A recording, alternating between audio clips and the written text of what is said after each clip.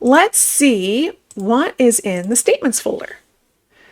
Well, it is month end. We do have a lot of statements here. The first one actually is the Gnome Hardware Statement. Let's open that up. So here is the Gnome Hardware Statement for June, and we can see that there is the payment of the balance of last month. But we can also see that there was a $750 payment last week, if you remember we put that in. And this is actually communicating to us that there's one more payment here on July 4th of $1,000. So with every single vendor statement that I get in for the client that I'm doing bookkeeping for, every time I check on QBO to make sure that I haven't missed anything. So let's go and do that right now. We're going to go to, there's a few ways to do this. One way is to go to Reports, Unpaid Bills, and if I were to just say all dates and come down, I'll see that Gnome Hardware's balance is 169583, and that is not the balance here on the statement. And that is because you can see that June 30th is the date of the statement. So I would have to go ahead and change this date to June 30th, like this. And sometimes this works, and sometimes you need to do an extra step, and we'll show you why in a moment. But now I can see 158704 matches the 158704 on the statement. So it's great that as of June 30th, the open balance matches, but that might not always be the case. And I'll show you why and the next step you need to do to address that. So why might it not match? Well, there is a payment that we might have put in of $1,000 on July 4th. Let's go ahead and put that in right now. So the quickest way to get to the bill payment screen for a vendor that has open bills is to just open up the expense and just say Gnome Hardware. And she said she paid it by debit card, so that's going to be out of the Canada Bank checking. And let's go ahead and add all, or just add the oldest one here. Boop, bring it on over. And she noted that she paid this on July 4th. So we'll say July 4th. And one step we could do is if we just said $1,000, let's see what QBO does. It has just applied from the oldest down and checked off all of the credits. And this is not how most suppliers accept the payments, right? Most of the time, they go in date, order, bill, credit, bill, credit, bill, credit. Not all, but a lot of them do. So we're going to want to represent how Gnome Hardware has applied the payment so that we can confirm if we've missed a bill or not. It's much easier to do when we make sure that our payments in our bookkeeping system matches the payments in Gnome Hardware's bookkeeping system, how they were applied. Before we start that though, take a look at this. Remember, I left this here. I didn't fix it from when we were putting the bills in from Dext. And what happened is Dext had read this date as April 7th, the bill date as April 7th, not July 4th. And with a click of a button, we just changed it, flipped the date. Thanks so much, Dext. That was a nice quick flip. But we did not then go to the due date and flip that. And that's because a lot of times, if you're doing after the fact bookkeeping, you don't need to track the due date because that due date is for when you're doing sort of live office management bookkeeping, and you say, I want to pay all of the bills that are due at 30 days or what's due at 60 days. And so that what's due right now bill is important if you're doing live office management style bookkeeping. But if you're doing after the fact bookkeeping, the due date doesn't usually affect what you're doing, except in this case, as you can see, it does. We have to not only, if you're using Dext to import bills and you flip that date, you've got to make sure that you flip the due date as well. So let's just jump over here, leave without saving. And let's change this due date to July 4th. And I'm going to hit save. And I'm going to go ahead and make payment. It's just going to get me to the bill payment screen. And let's line it up again. So this was actually paid July 4th, and it was paid by debit, and it was $1,000. And you can see that what it's done is it's done the same thing again. It's applied all of the supplier credits and then gone from oldest to newest in bills, and it still hasn't quite figured it out. We have an overpayment of $122.02. So we've got to manually fight with this bill payment screen to get it to reflect how the bill payment is actually put through. So let's unclick all of the credits like this. And let's go from oldest to newest in date order. So the first one is June 9th. Coming down, June 10th is the next item. So it happens to be a credit. And make sure that this is paying the full open balance. Sometimes it'll do something funky, right? Just because of the way that it sort of spread it down the list, it short paid this one. So we're keeping our eye on that as well. So $594, then the credit of 13. Then the next thing is this credit for 63, that's June 11th. And then the June 15th, 169. And then we've got this June 18th, let's pay the full amount, $546.57. Let's see where we're at.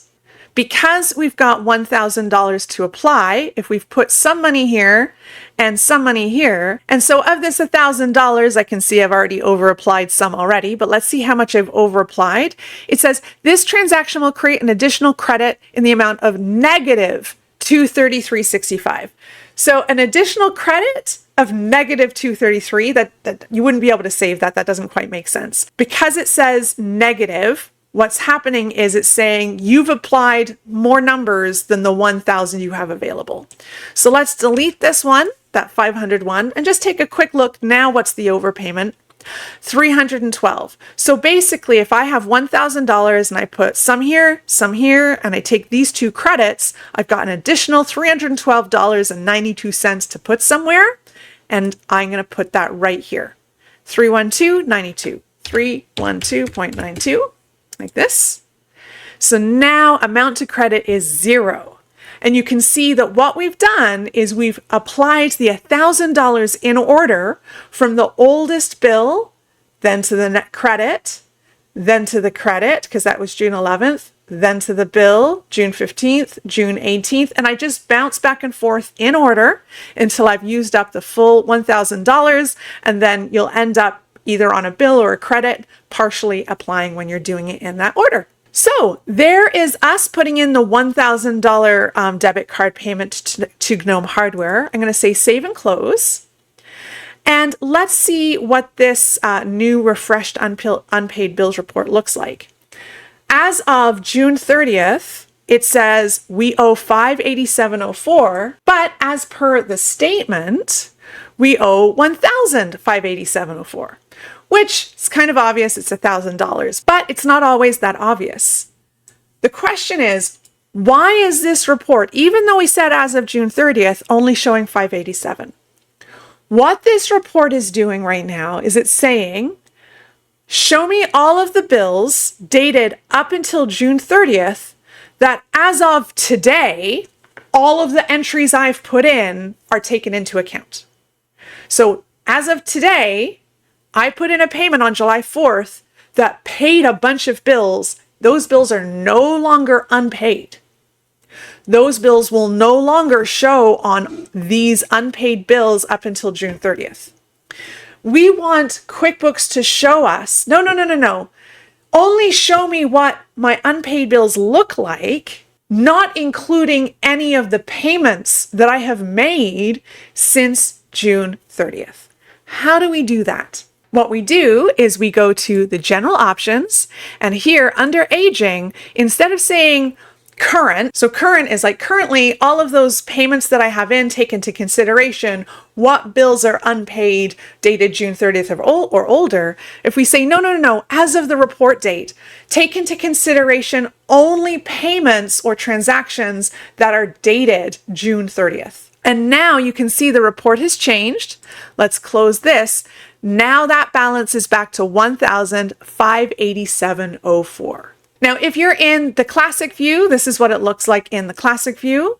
And that option is right here, very obvious. So here we would say custom June 30th, 2025. And then we just flip this to report date, run report, and you can see that we get that same view, open balance 1587.04. If this balance doesn't match, what's one way that I can sort of get this report to reflect even more what this statement is showing? And so this statement, you can see, has a payment of $750, which we've applied to these 2 June 5th invoices and so on. But because we've applied that in June, you don't see those 2 June invoices here on this statement. So if you wanted to get this report to reflect that statement, you can temporarily unassign those bills. So let's go to that $750 payment right here. And you can see we've applied full, and partial. So remember that 33,209 and then full of this credit. So we're going to remember what it was applied to, take a screenshot, whatever you need to do, unapply those. And so now it should say credit on the account. Well, let's put it there, $750. So $750 without any bills applied. So there we go. So this will create a credit on the account of $750. Save and close. And now you can see that that bill payment is now reflected the same way the statement is.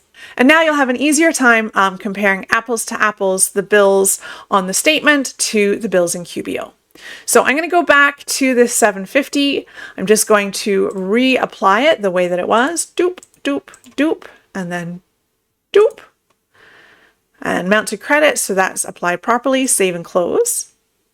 And of course, another way that you could have made sure that all of these bills that are on the statement are in QBO, another way of doing that, of course, is to go to Expenses, Suppliers, pull up Gnome Hardware, and just look and make sure, because now we have all of the bills here, and you can compare them to the bills on the statement to make sure you're not missing any. Since we're talking about Dext this week, Dext also has a way to check supplier statements. So let's upload this supplier statement to Dext and see what it has to say about this supplier statement. So we're going to go to Costs, and under here you can see Supplier Statements, and let's add a document. It's defaulted to Supplier Statements. And we're going to pull over this Gnome Hardware June statement and let it process. There it is. And it's in processing right now. Let's go see if it's in the inbox. Not yet. And here it is. It was that quick. And let's open it up. And here we can see what it's trying to do. So we can make this a bit bigger so we can take a look. And let's look at the green for a moment. It says it can find it on QBO, but it can't find it in Dext, which is fine. We only just started using Dext for the last week, June 29th to July 5th. So you'll see this one, it's like, for this June 29th one, it says, I see it in your unpaid on QBO, and I see it also as a document in Dext. Also, here for this June 27th one, it says, I don't see this in Dext, but I do see it as unpaid in your QBO file. So if you're doing sort of live office management bookkeeping, this is a great tool because it does check what's unpaid in QBO as compared to the statement, what the statement says is unpaid. But there's its limitation. Because if we just scroll up to the top, it can't find this June 5th invoice for 26902. And if we jump over, so every XZ 3205, June 5th, 26902, over here in QBO, we do see it right here, June 5th, XZ 3205 for 26902. But if we scroll up, we can see that this column is the open balance, and we can see that for bills that have an open balance, those are the ones that are showing up here in Dext. What I find interesting, just a side note, is in our QBO, this one for 9/26, Dext is saying is partially paid, has 5/17 due. Let's take a look. 9/26. So here's that 9/26. This says that it's actually paid in full. And then when we look at this one right here on June 16th, this is the one with a partial payment. So the total bill amount is 546, and it's because of that bill payment that we put in, we've got a partial payment. It's got 233 left payable on it. So let's take a look in Dext. On June 18th, it says that the full amount is due. So I'm not fully convinced yet that the statements in Dext is sort of performing as I would expect it to, but I'm going to keep my eye on this because this is actually something newer that Dext has brought out, and I've found Dext to be one of the better digital document management softwares. So hopefully we'll see this get a little bit better as time goes on. So that's it for the Gnome Hardware statement. Looking at the rest of these statements in the statements folder, so the Square dashboard, the Monera statement, those are going to help us reconcile the POS clearing account and the Square clearing account. And then the other statements here, we've got the Canada Bank checking, savings, and line of credit. So before we get to the other statements in the statement folder, we need to go back to QBO and make sure that we've cleared the bank feeds for the week.